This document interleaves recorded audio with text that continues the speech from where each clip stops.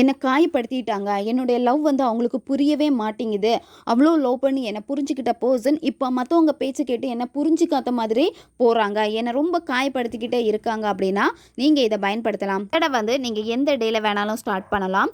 எந்த நேரத்தில் இந்த மெத்தடை நீங்கள் செய்யணும் அப்படின்னா நைட்டு நீங்கள் தூங்க போகிறதுக்கு முன்னாடி தான் இந்த மெத்தடை நீங்கள் செய்யணும். உங்களுக்கு என்ன வேலை இருக்கோ எல்லா வேலையும் முடிச்சுட்டு நீங்கள் பெட்டில் படுத்து தூங்க போகிற அந்த நேரத்தில் தான் இதை நீங்கள் செய்யணும். அந்த நபர் உங்ககிட்ட வந்து ஐ லவ் யூன்னு சொல்கிறாங்க, உங்களை தான் ரொம்ப பிடிக்கும்னு சொல்கிறாங்க, இந்த மாதிரி நீங்கள் விஷுவல் பண்ணணும். அந்த விஷயம் உங்கள் லைஃப்பில் வந்து நடந்து முடிஞ்ச மாதிரி தான் நீங்கள் விஷுவல் பண்ணணும். இப்போ அந்த விஷயம் உங்களுக்கு கிடச்சிடுச்சுன்னா நீங்கள் எவ்வளோ சந்தோஷப்படுவீங்க, அந்த உணர்வு நிலையை நீங்கள் வெளிப்படுத்தணும். கிளாஸில் தண்ணி எடுத்து வச்சுருப்பீங்க, அதில் கொஞ்சமாக வெட்டிவேர் போட்டுக்கோங்க, அதுக்கப்புறமா கொஞ்சமாக பச்சை கற்பூரம் போட்டுக்கோங்க. பச்சை கற்பூரம் அதிகமாக போடக்கூடாது. வலது கையை என்ன பண்ணணும் அப்படின்னா அந்த டம்ளரில் வந்து நீங்கள் கையை வச்சு மூடிக்கோங்க. அந்த வார்த்தையை நீங்கள் சொல்லணும். உங்களுக்கு இப்போ வீடியோ ஸ்க்ரீன்லேயே வரும், பார்த்துக்கோங்க. I am sorry, please forgive me, thank you, I love you.